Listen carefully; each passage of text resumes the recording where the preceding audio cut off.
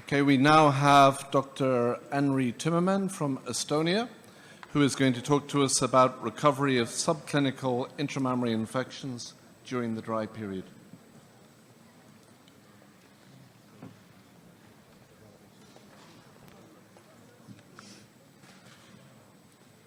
So thank you for the introduction. Dear organizers and audience, I would like to thank the organizers about the opportunity to introduce you the results of our study about the recovery from subclinical intramammary infections during the dry period. So in this study, we had two objectives which we wanted to evaluate. So the first objective was to evaluate the elimination of 4 different udder pathogens: Streptococcus agalactiae, Mycoplasma bovis, Staphylococcus aureus, and Streptococcus uberis from infected udder quarters during the dry period by using quantitative polymerase chain reaction method. The second objective was to evaluate the association between udder pathogens and milk haptoglobin concentration in pathogen-positive udder quarters milk samples at dry-off and postpartum. So the question, of course, is why we wanted to do that. So the elimination of Staphylococcus aureus and Streptococcus agalactiae from infected udder quarters have been previously described in research papers. However, to our knowledge, there is no available information about the elimination of Mycoplasma bovis from infected udder quarters during the dry period.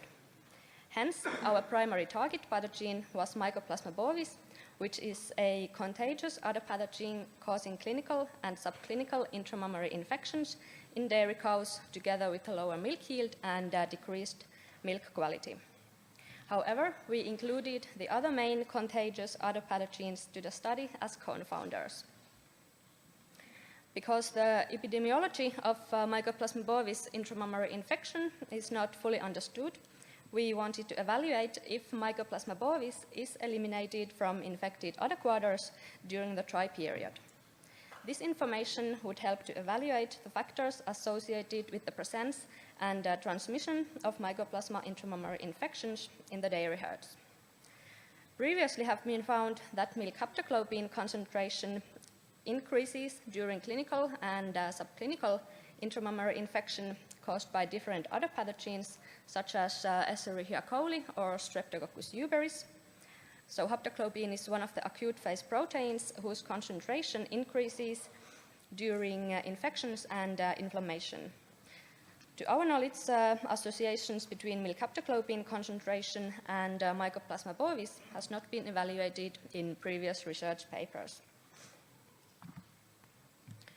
So, cow aseptic udder quarter milk samples were collected once at dry-off and from the first milking after calving between November 2014 and May 2015 from one Estonian dairy herd.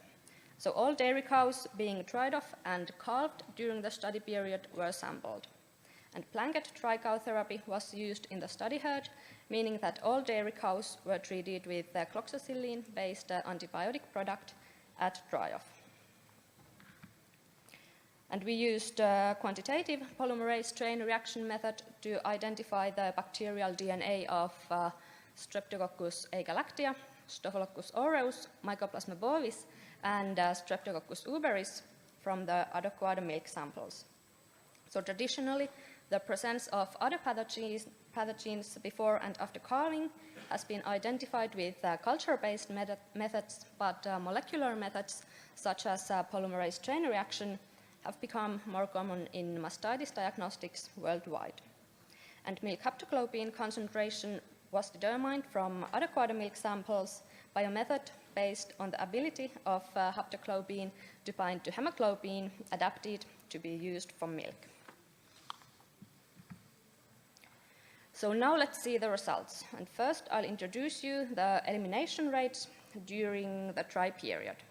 So among the detected other pathogens, Streptococcus uberis had the highest elimination rate of 100%, and surprisingly high elimination rate was seen in udder quarter milk samples positive for Staphylococcus aureus in which the elimination rate was 93.6%, and the elimination rate of Mycoplasma bovis was comparable with detected other pathogens during the detected other pathogens with the elimination rate of 86.7%.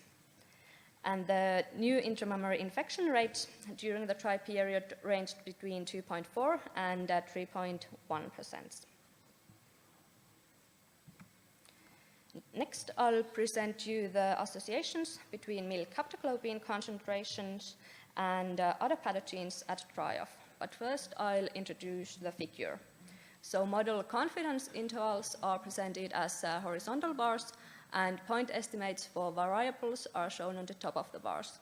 And p-value is here on the right.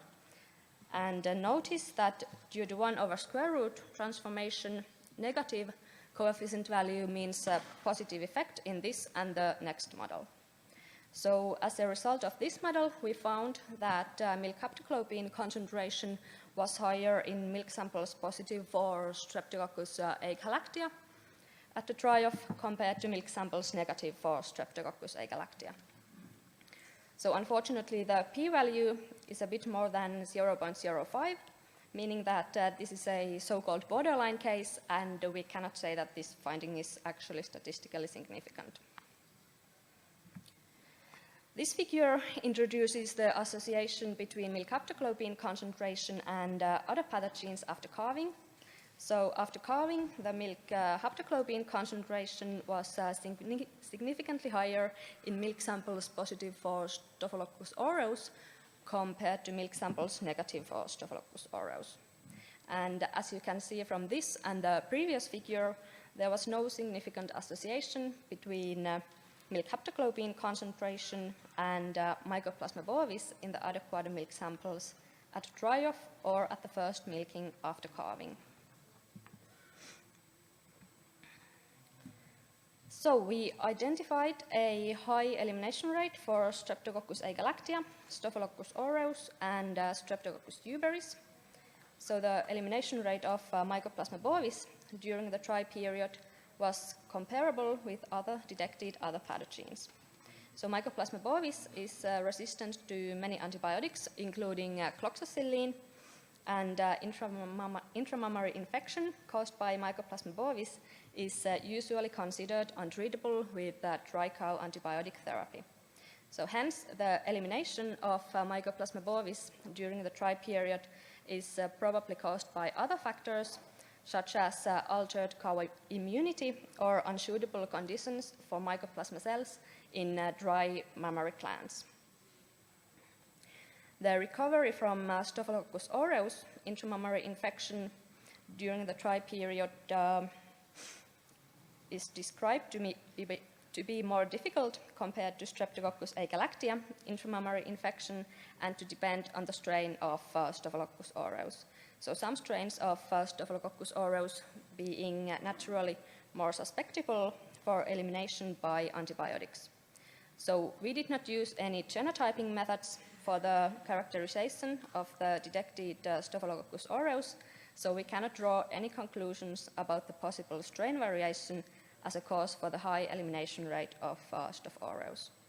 An alternative explanation for the high elimination rate of Staphylococcus aureus could be the parity of the cows, so a higher probability for elimination of Staphylococcus aureus intramammary infection during the try period is described in cows with lower parity, that is with younger cows. So in our study, most of the cows were in their first or second lactation, which may explain the better elimination rate of Staphylococcus aureus during the try period. In addition, because only one herd was used for our study, the results are not directly comparable to other farms with different management practices and use of dry cow antibiotic therapy. And as the qPCR test kit we used identifies only DNA of Streptococcus agalactiae, Staphylococcus aureus, Mycoplasma bovis, and Streptococcus uberis, we cannot draw any conclusions about the elimination of possible other pathogens or the associations between those and milk haptoglobin concentration. So as a conclusion, we can say that elimination of subclinical Mycoplasma bovis intramammary infection during the dry period is probably spontaneous.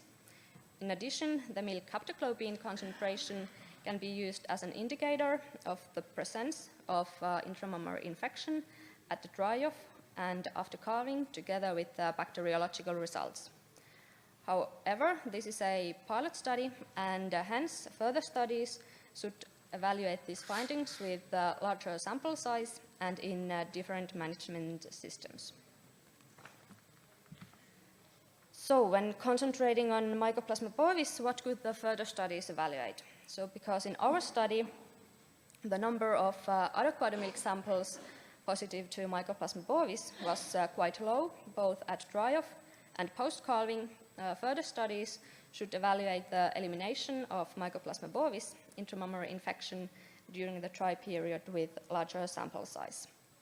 In addition, further studies could evaluate the presence of Mycoplasma bovis in cow colostrum as a risk factor for transmission of bacterium from dairy cows to calves.